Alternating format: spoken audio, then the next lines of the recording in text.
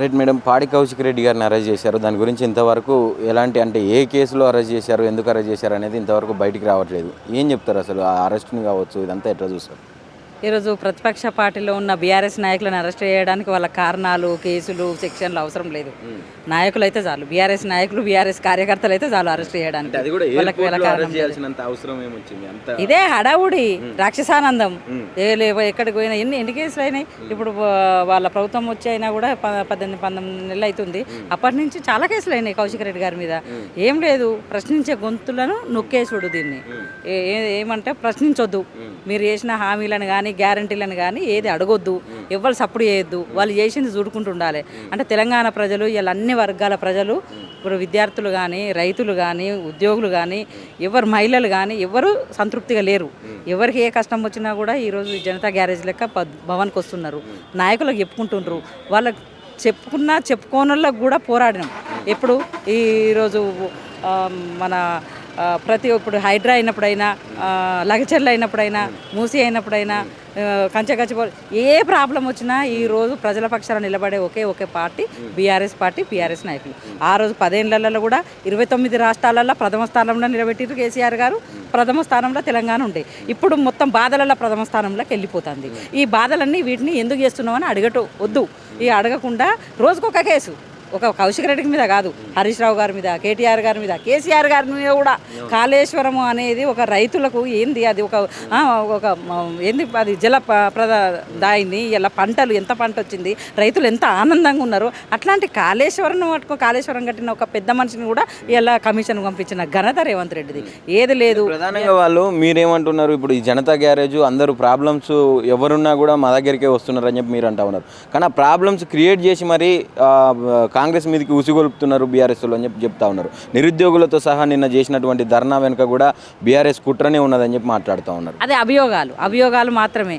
ఏం అవసరం? ప్రజలు సంతోషంగా ఉండే బీఆర్ఎస్ పార్టీకి కావాలి. బీఆర్ఎస్ నాయకులు ఎప్పుడైనా ప్రజలలో తెలంగాణ పచ్చగా ఉండాలి, తెలంగాణ ప్రజలు సంతోషంగా ఉండాలని కోరుకునే పార్టీ మా కేసీఆర్ గారి ఆధ్వర్యంలో. ఎప్పుడైనా కూడా 10 ఏళ్ళు ఉన్నా కూడా అప్పుడు పోరాడి తెలంగాణ రాష్ట్రాన్ని తెచ్చుకున్నాం. తర్వాత 10 ఏళ్ళు పాలన కూడా కరెక్ట్ అప్పుడు చేసినాం. ప్రతిపక్షంలో కూడా ఇప్పుడు ప్రజల గురించి ఆలోచిస్తున్నాం, ప్రజల గురించి పోరాడుతున్నాం. ప్రజలకు ఏదో ప్రాబ్లమ్స్ క్రియేట్ చేసి వాళ్ళ తరఫున చేసే పోరాడంత అవసరం లేదు. అంత ఖాళీగా కూడా ఎవరు లేరు. ప్రజల పక్షాన ఈరోజు వాళ్ళు బాధపడతా అంటే వాళ్ళ పక్షాన నిలబడుతుండ్రు, ప్రశ్నిస్తుండ్రు. ఈ ప్రశ్నించే గొంతులను నొక్కేసుడు తప్ప ఇది ఏం లేదు. ప్రజాస్వామ్యాన్ని, ఎందుకంటే కోర్టులకు కూడా ఉన్నాయి. ఒక మానవ హక్కులను భంగం కలిగించుడు.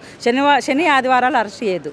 ఎందుకంటే వాళ్ళకు ఎట్లా అంటే కోర్టులే చెప్పినాయి, ఒక హక్కులను భంగం కలిగించుడు. ఇది అంటే మన హోంశాఖ మంత్రికి తెలియదా ఇలాంటి నిబంధనలు ఉంటాయి, ఇట్లా చేయాలని చెప్పి? హోంశాఖ మంత్రి ఎవరు? ఆయననే కదా, రేవంత్ రెడ్డే కదా హోంశాఖ. అన్నీ ఆయన దగ్గర పెట్టుకున్నాడు, కూర్చున్నాడు. ఇంకేముంటుంది? రాక్షసానందం పొందుతుండు. ఎవరు ఏం లేదు. బీఆర్ఎస్ నాయకులను రోజుకొక సెక్షన్ అని, రోజు కానీ గ్యారంటీలు అడగకుండా, హామీలు అడగకుండా, ఆయన ఏం చేస్తలేడు అని ఒక ప్రజలు అడగకుండా, ఎవరికి అట్లాంటి అభిప్రాయం రానియకముందు ఈ సెక్షన్లని, రకరకాల కాళేశ్వరం అని, ఫోన్ ట్యాపింగ్ అని, అని మశానం అని, ఏదని రకరకాలుగా చేసుడు తప్ప బెయిల్ వేసుకునే అవకాశం లేకుండా కనీసం సాటర్డే చూసి పొద్దున చేసిండ్రు. ఇది చాలా ఇది ఎంత అభ్యంతరకరం. ఇది రాక్షసానందం పొందుతుండు. ఇది ఒక బీఆర్ఎస్ తరఫున, మా మహిళా విభాగం తరఫున, బీఆర్ఎస్ తరఫున కూడా ఖండిస్తున్నాం.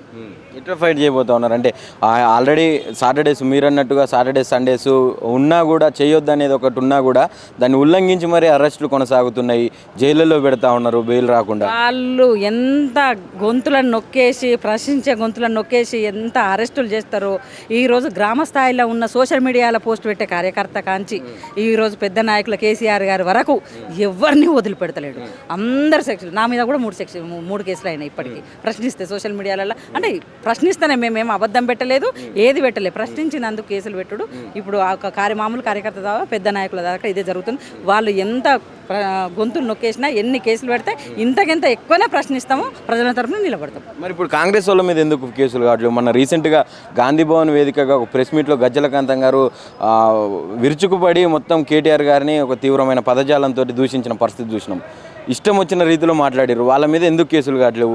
మీరు పెట్టినట్టు బీఆర్ఎస్ పెట్టినటువంటి కేసులని ఎందుకు పరిగణలోకి తీసుకుంటారు? సిగ్గు శరం ఉండాలి. ఎంత అభ్యంతరకరమైన మాటలు అంటే, ఎంత గలీజైన నీచమైన, ఎట్లాంటి తెలంగాణలో ఉన్నాము మనం, ఎట్లాంటి నాయకులను చూస్తున్నాము, భావితరాలకు ఏం నేర్పిస్తున్నారు, ప్రజలకు ఏం నేర్పిస్తున్నారు అర్థం కాకుండా నోటికి ఎంత వస్తే అంత మాట్లాడుతున్నారు. కొన్ని పేపర్లు ఉన్నాయి, పేరు లేకుండా పేపర్లలో రాయిస్తున్నాం. వాటి మీద ఇప్పుడు ఇంత మేము కేసు పెట్టినాం, సైబర్ క్రైమ్లో పోయినాం, కేసులు పెట్టినాం, ఎకనాలజ్మెంట్ ఇచ్చిండ్రు, దాన్ని ఫాలోఅప్ చేసే సప్పులు లేదు. ఏంటి అంటే రేవంత్ రెడ్డి ఇంట్లో నుంచి ఇస్తలేడు జీతాలు. ఇలా పోలీసు వాళ్ళకు కూడా ఈరోజు మేము చెప్తున్నాం ఏంటంటే, మీకు జీతాలు ఇచ్చేది ప్రజల సొమ్ము, రేవంత్ రెడ్డి సొమ్ము కాదని మేము ప్రజలకు కొంచెం పనిచేయండి అని పోలీసు వాళ్ళని కోరుకుంటున్నాం. ఎందుకంటే ప్రజల తరపున పోరాడిన నాయకుల మీద, కేసీఆర్ గారి మీద, కేటీఆర్ గారి మీద ఇష్టం వచ్చినట్టు మొన్న గజలకాంతం ఎంత అంటే ఒక మహిళలతో చెప్పులు దెబ్బలు తినే టైం వస్తుంది గజలకాంతంకు ఖచ్చితంగా. అట్లాంటి మాటలు ఏది నిరాధారమైన మాటలు. ఎంత అన్ని ఆధారాలు ఉన్నాయి, నేను చూపెడతా అని రూమ్ నెంబర్తో సహా చెప్తాను. మనిషి అయితే వానికి సిగ్గు శరం ఉంటే వాడు మనిషి అయితే బయట పెట్టమని. ఎందుకంటే కావాలని మా నాయకులది ప్రతిష్ట ఒక దిగదార్చాలని, తక్కువ చేయాలని. కానీ నువ్వు మాట్లాడితే మా నాయకుల ప్రతిష్ట పోదు. ఎందుకంటే ప్రజలకు తెలుసు ఏ నాయకులది ఏంది, ఎవరిదేంది, ఎవరి హయాంలో ఎట్లుండే అనేది ప్రజలకు అందరికీ తెలుసు. ఒకవేళ నిజంగానే అట్లుంటే నిరూపించాలి. కానీ నిరాధారమైన వాటితో మాట్లాడితే మాత్రం మా మహిళ నుంచి, మా తెలంగాణ మహిళా జాతి నుంచి కూడా చెప్పు దెబ్బలు ఎదుర్కొంటాడు ఆయన.